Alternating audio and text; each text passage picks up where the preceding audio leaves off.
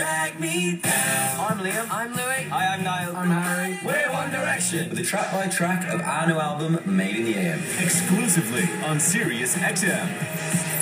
Harry on track 1, Hey Angel.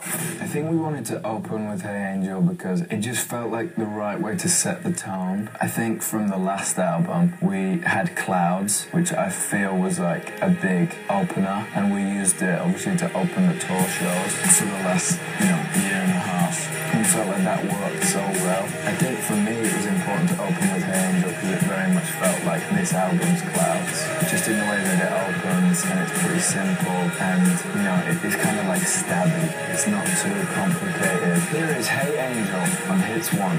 Liam, Drag Me Down. Drag Me Down. I don't know. It was kind of. This is so funny. So when we first were about to hear the song, and Jamie was like, "I'm not supposed to play it to you. I'm not supposed to play it because he wanted Julian, John, and to hear it with us as well." And I don't think he explained it in the best way possible, but it was like whatever. He said it's a mixture between Tayo Cruz and Maroon 5, and we were like, "What? Like that doesn't make any sense." And especially for us as well, I think that some of that music was quite far away from what we were imagining going into that room for the first time. And then they played it, and at first we weren't really massively sure on the song, which was really strange, come to look at it now, but it was just something to do with the way it was produced at that time, made it just too different for us to do, and that's kind of, I think we were scared of at first, but then I think that song is like a real grower, it grows on you quite a lot. After we'd sang on it and made it our own with like different drum sounds and a couple of different things, it was exactly the right way to go, and I think it's a nice introduction for everything going on, especially with all the aftermath of what's gone on over this last year. I think it's interesting. Here is Drag Me Down on Hits 1. Yeah. Harry on track 3, Perfect. I think Perfect is probably the biggest pop song on the album. It's cool because it's obviously a love song, but it's not that romantic. It's not like a Romeo Juliet type, I want to be with you forever, I want to, marry you, I want to have kids with you. It's not that kind of thing. It's more like, I'm not perfect, I really like you, and if you want to have fun, this could be great type thing. And it's not, it's not really thinking anything through. It's kind of like, do you want to do a bunch of fun stuff with me type thing. So it's a different approach to a love song, but I think that's what makes it quite cool. Here is Perfect on Hits 1. Louis and Harry on track 4, Infinity. Infinity.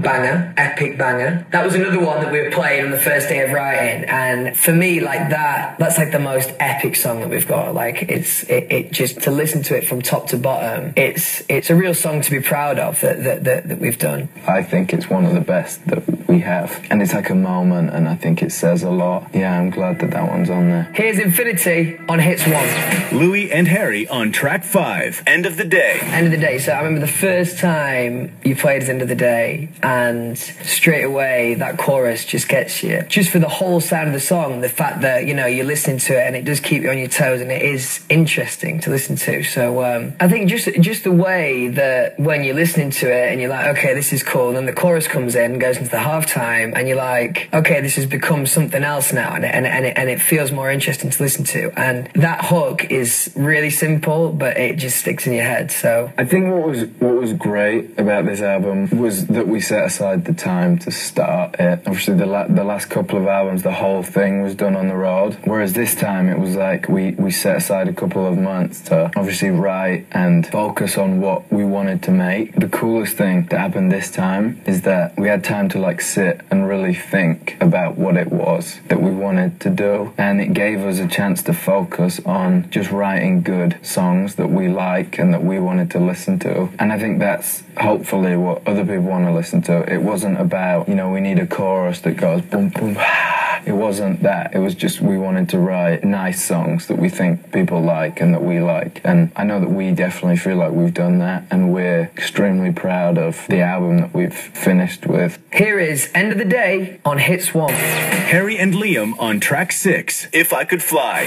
I've been working with Johan for a little bit. We did a couple of songs together. We did a song for Ariana Grande, and we did he's like a really good piano player. He's just really good at it. So it's quite natural cool to just sit with him at a piano and start playing. It was another one that kind of fell down out of, you know, it felt quite natural to like sing it. And obviously if you get like a cool melody with instruments, you kind of decide whether it's better to follow it or not. Sometimes it's really cool and sometimes it's better to leave that as an instrumental melody. So, you know, usually me and Louis had written a lot in the past, but everybody kind of joined in at this stage, which is cool. You know, I think we all bring our own influences anyway, but then going off to the different places we did to write, whereas me and Louis kind of went off together. Yeah, it's interesting to hear what comes back, particularly from Harry a lot of time, actually. It's quite cool because he goes out and writes with some really sick people. Here is If I Could Fly on Hits 1. Liam and Niall on track 7, Long Way Down.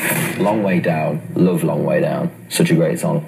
It's a clever tune. And it's like quite Oasis-y and like quite Robbie Williams. Makes me think of the 90s. To me, I think it's kind of the idea of being like, I don't know, it can relate to many things. Actually, like, it relates to the band quite a lot, even though it's quite sad. It's what, I suppose, being at the top for so long and then going away from it, it's a huge come down, which is going to be interesting for the next couple years for us, how we're all going to kind of deal with it and stuff, which is super interesting. But then, in a way, it's like a relationship that you really wanted to work, but just hasn't quite fit together yet. And, you know, after a couple of years worth of being together, it's hard to kind of break away from that, I guess. And at the end of the song, I like the bit where it says it's a long way down, because it builds up, which is really interesting in the pre, when we built it up so high, and then it's a long way down, and then the melody right at the end of the song goes down right from where it is. It's like having a mountain and just going slowly down. I like that. I think it's clever writing. Cool.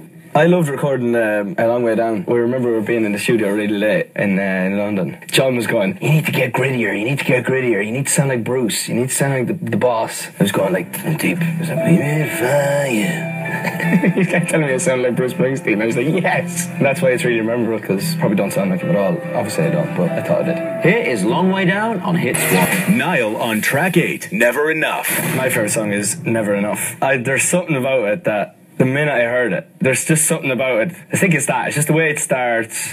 You know, the bap boom boom. And then when we were in Chicago and the guys came down, those session musicians came down and recorded the trumpet and was it trombone? Yeah, trumpet and trombone, sax, and did the part on it. And now that starts the song. And I just remember being in the room listening to it and as a part. But just everything about it. We've never done that style of music before. That kind of, you know, that boom, just that, and all that. We'd never done any of that before. We were dancing around like crazy in the end. We always used to just play it at parties and stuff like that and see what people thought. I just loved it. I don't even know why I like it. It's just like everything about it is just spot on for me. Here is Never Enough on Hits 1. Harry on track 9, Olivia. The funniest thing about Olivia is that it's one of my favourite songs on the album, because it's so different. It just feels like so much old stuff that I love. In general, like just the sound of the instruments and how it was done, and we recorded the strings at Abbey Road, and it feels like a cool song, that it just in the way we did it. And it probably took the least time to write, I think. A lot of the time when you get the best stuff is when they kind of just come out and you just write stuff down and it kind of almost like writes itself a little bit. I think the greatest thing about like music in general is you can put these like labels on things and you can put names in things, and it seems like there's no grey area, but it's not. It doesn't have to be so literal. Like Olivia could be a place or, you know, a family member. Doesn't it, you know, it's not necessarily about me. It might be like an observation thing. But obviously when you listen to it, you assume that there's a girl called Olivia, which could be true, but also isn't necessarily the case. So I think that's just cool to kind of to explore. And I always think it's fun to take like a situation or an emotion and then personify it. And here is Olivia on Hits 1.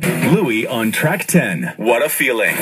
What a Feeling, probably say it again, is one of my favourite songs on the record, just because that is one of the songs that just does give you kind of a completely different flavour to maybe what you're used to. So it's kind of got a little Fleetwood influence in there, and just the whole feel of the song is feel good. It's like one of those songs you could have playing with your roof down in your car, feeling like a bit of a chief. Here's What a Feeling on Hits 1. Louis on track 11, Love You Goodbye. Okay, so Love You Goodbye, I think probably is the most personal to me, this song. It was one of those moments that when the song was starting to come together, you felt felt a real excitement for it, and you know, I remember us sitting in that room and it coming together, and just the idea of the song is interesting to me. You know, everybody has that time after a breakup that you do have to see your ex again, and it's kind of about that. I think we've kind of been waiting for that kind of song, really. Here is Love You Goodbye on Hits 1. Liam on track 12. I Want to Write You a Song. My favourite song on this album is I Want to Write You a Song, purely because it's the kind of song I've always wanted to write for somebody. And the funny thing about it is I've never actually managed to write that song yet, that I haven't really thought, yeah, this is the song that I'd have written for someone. But it's like the whole idea of the song is like about writing a song, which is so ironic, and I think that's what makes it really cool. Writing noise of the pencil on the paper of somebody writing, I think that's quite cool. We were in Chicago, which we'd been in for a few nights, and it was probably about 4 o'clock in the morning when I got into recording, and my voice was really, really, really bad, but actually for the way the song is sang, it kind of fitted. So John was like, let's just get on with it now, and whatever, and he was like, and at the end of the session I remember him going, oh, you should just keep your voice this bad all the time. So since then I've had sore throats forever. No, I'm joking. Yeah, so that's kind of interesting. I literally thought it was going to sound rubbish, so I wasn't even really sure whether I should be doing it, but it came out really nice because it's a really softly sang song and a little bit of grovel. Here is I Want to Write You a Song on Hits 1. Niall and Louis on track 13. History.